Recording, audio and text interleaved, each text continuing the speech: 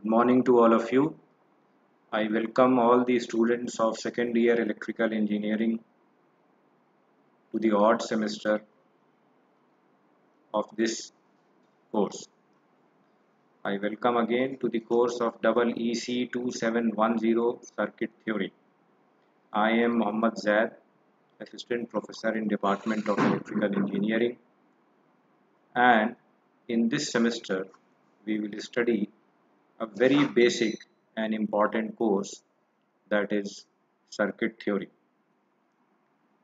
Circuit theory is one of the most basic and fundamental subjects which lay the foundation of many courses such as Power Electronics 1 and Power Electronics 2. Over a course of period of time, this course is designed especially for undergraduate students of BTech and BE second year. So, the course title, course number first of all is EEC 2710. Our future references will be according to the course number, which is very important. This is a 4-credit course and this is our departmental core. The course objective of this course is to make students competent in analyzing electrical circuits and to apply techniques to solve circuit problems using basic circuit theorems and structured methods. So in detail, before going to the unit-wise bifurcation of the syllabus, the one thing which I would like to highlight is the course outcomes. So this is course outcomes. So after successful completion of the course, we have these different course outcomes. One is analyze network problems using AC-DC theorems and to determine the transient response of RLC circuits. So the first part is which we are going to have is RLC circuits. The transient response of RLC circuits is very important. So in the first unit we are going to study the transient response of RLC circuits to various inputs. Next is to determine parameters of various two-port power or communication networks. Okay. The third one is corresponds to third unit, is to know is a bit of control engineering, and we will talk about the transfer functions and driving point functions of a system, and we will plot the pole zero plot, and we will also design filters. The next and the last topic of discussion will be graph theory. So these 4 course outcomes corresponds to 4 different units which we will take over in this period of time. Now coming unit by unit, the first unit is the most important unit. As you can see from the title is transient response and network theorems. So the major part of this unit deals with transient response. What is there in the transient response? We have basically any circuit element which consists of energy storage elements, for example inductor, capacitor and so on. Inductor, capacitor and so on will have a transient response and a steady state response. Now transient basically means that transient is also known as natural response of the circuit. Now transient or natural response of the circuit is basically the expression, mathematical expression we can say, or the expression of the circuit or the behavior of the circuit to the stored energy in the system. And the steady state response of the system is the response to a forced input. Now that forced input could be a step input, a impulse input or a sinusoidal input. So the study of these transient circuits and steady state response and transient response and simple circuit RLC and LC circuits is very important to understand the basics of power electronics, power system, and so on. So this unit corresponds to a very important concept in electrical engineering, that is the energy stored and the behavior of two important components rather, because R does not store energy. So R is only for damping, so we usually have only L and C for that purpose. So it will be covered in approximately 12 lectures. And the second part of the unit is also important. Some of the network theorems you have already gone through in your previous first year course. So these theorems are, for example, Norton you have gone through, KVL you know, KCL you know, and Thevenin you know. All these theorems you already know. Now we will be talking about some other theorems which are also very useful circuit analysis. For example, a very important theorem is maximum power transfer theorem, which is very useful in power system applications, power system engineering. What is the condition in which the maximum power is transferred from source side to the load side? The next theorem is equally important, that is reciprocity theorem, which is closely linked to the uh, linearity of the system. We will also go through the concepts of linearity in the review of basic circuit terminology. We will see what is linearity, we will see what is lump and distributed parameters, what are active and passive elements, what are dependent and independent sources. So dependent and independent sources are also an important concept which will be used throughout your course in electrical engineering. So we will also go through it. Now these reciprocity theorem, Millman's theorem and Thelingen's theorem are the manifestation of different techniques which we use for solving our circuits. So it doesn't mean that if the circuit is solved by one theorem, it could not be solved by another theorem. Okay. For example, if a circuit is to be solved by Norton's theorem, it can also be solved through the your Thevenin's theorem. So it's not like that.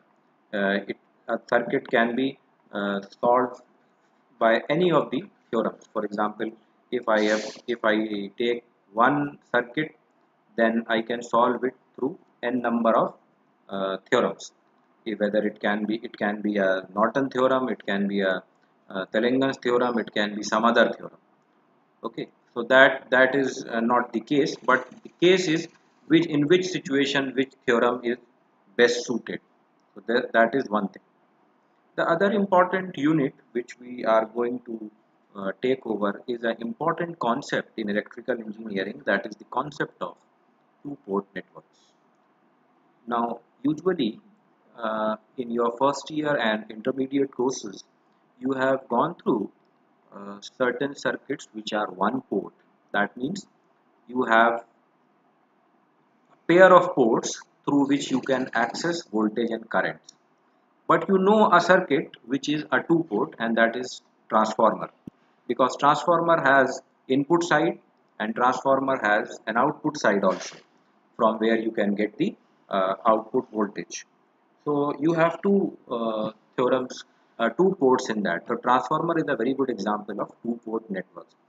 Usually networks are two ports in electrical engineering, and they are the analysis of two port networks are very useful in uh, the determination of parameters and determination of performance of a circuit. Usually in the whole circuit theory syllabus which we are going to study in this semester, we will have different techniques to solve a circuit. Okay, so basically this course is designed to learn circuits. We will deal basically with the linear circuits. Linear circuit means the circuits which have a linear relationship between voltage and current. Okay, so once you have a linear relationship between voltage and current, your analysis becomes easy. So two port networks we will go through. So there are different types of two port networks: ABCD network and other networks, T parameters, H parameters, Z parameters, open circuit and short circuit parameters, and hybrid parameters. So all these parameters we will be using in the determination of performance of a two port network. So this will also take almost two lectures, I think. Oh, sorry, two, not two, but 12 lectures. We will also take these. This unit will also take 12 lectures, two port networks, and then after unit 1 and 2, we will move to a different unit, which is a third unit, which is related to the frequency response of the system. Okay, so don't worry about these words, frequency response and so on. We will talk in detail when we will come through it. It is just an introduction to this course, and we are just getting familiar with the course outcomes of different units. For example, the course outcomes I have already listed in the beginning, and I have told you. So course outcomes really means that known as the COs of the system. That means that when you complete this course, when you will come, you will give exam of this course, then you should know all these things in this syllabus. So if you know all these things which are listed here, then that means uh, you have the course outcomes you have gone through. That means you have successfully completed this course with all the course outcomes you have checked. That means all the concepts, basic concepts and advanced concepts which you will go through in this course, you know all this. Okay, so network function and electric filters, these are two different topics. We have included this in unit 3. We will talk about what are network function, what are natural and complex frequencies. Okay, so natural and complex frequencies is another topic. Then driving point transfer functions.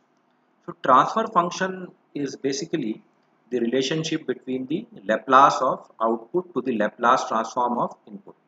So something which you define as the output, for example, in electrical engineering, the output usually is voltage or current.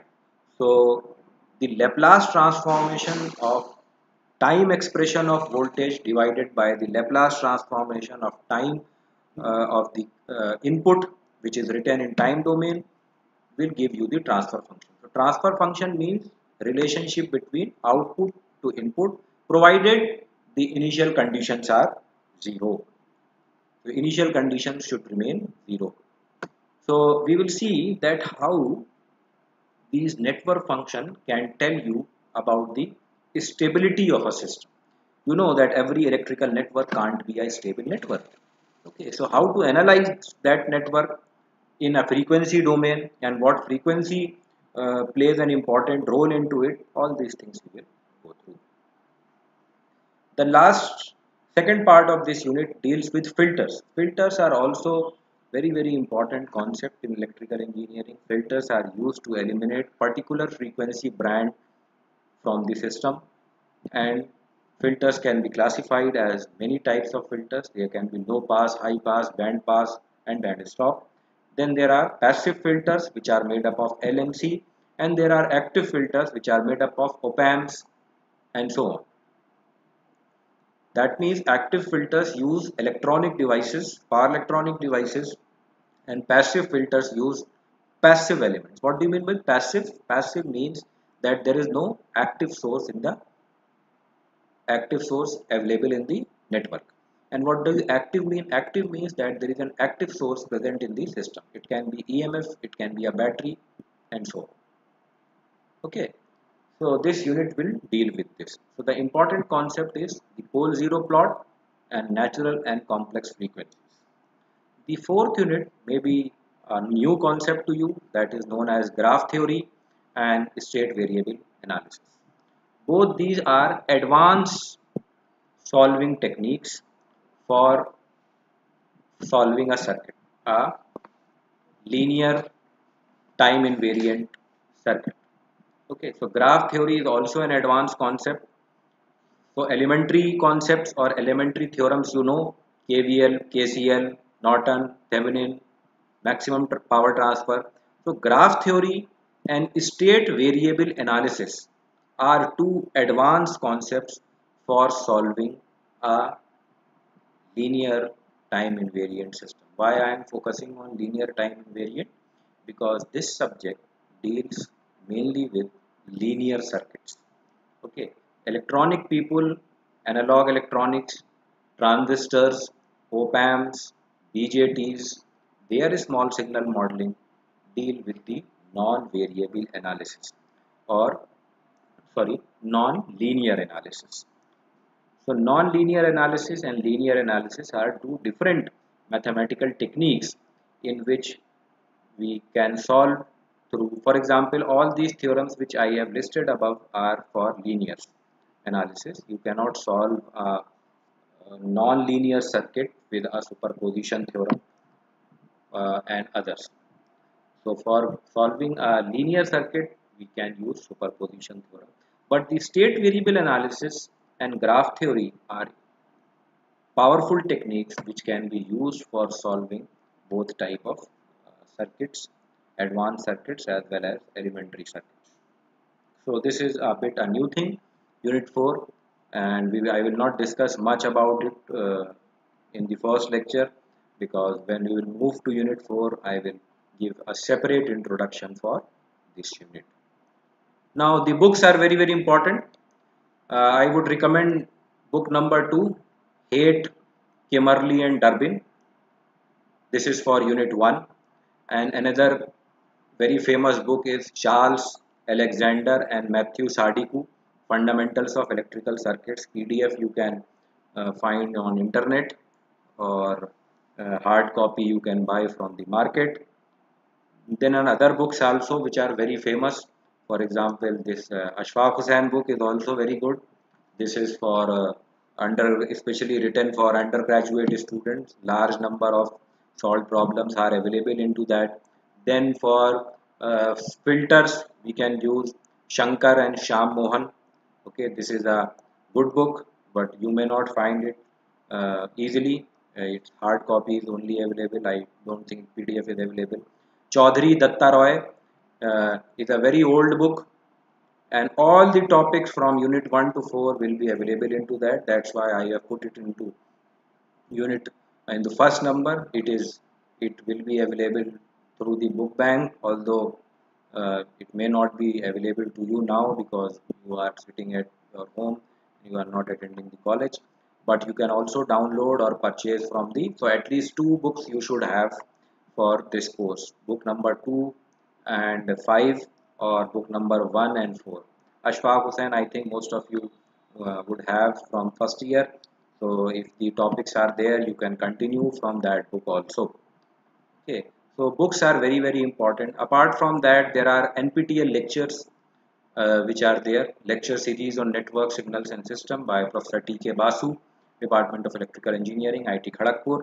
Then there is an MIT Open Courseware, the SWAYAM portal, and the MOOCs courses which you can visit through SWAYAM portal, or can also be helpful to you. We will also use some simulation softwares with this course, so that you can visualize what is actually happening inside the circuit. So a very famous circuit is the PLEX circuit, which you can download for 90 days. So its window looks like this. This is a very powerful power electronic software in which you can analyze, simulate, emulate any type of electrical circuit. Okay, so I request all the students, so please visit the site which is there. The full name is PLEX, PLECS, PLEX, and this is a free software for students. This license they will send you through the email, and you can request, and then if you visit the library of this software, you will find all the important elements for example, you will find a DC source, you will find a inductor. Okay, so for example, you can find an inductor, you can find a diode, you can find a capacitor, you can find everything is available. So whatever we will learn through the system will be we will try to simulate this. And the assignments, I will also give you some simulation assignments. I will also give you on, so you can use MATLAB Simulink or you can use PLEX. It's your choice, but we will have some simulation assignments also. Okay, so this is going to be an interesting course. It's very circuit theory is a very interesting course. It is having lots of numericals. The one thing you should need to do is to practice more and more numericals uh, of from different books. Okay, then only you can be a good circuit solver student. I would say that once you get all these techniques, then you can it will help you in basically two courses, that is power electronics 1, power electronics 2, and a third course also, that is the power system engineering. The important concept lies in understanding the basic concepts of circuits, the principle of operation of how these circuits work, and to learn the different analysis tools and theorems. Now these are the, you can say, the important objectives of this course. Okay, so when we will meet next time, the next class, we will try to start the unit 1 from the review of basic circuit terminology. Okay, discussion we can have once your classes will start, and I will have the emails of all your colleagues. Okay, thank you.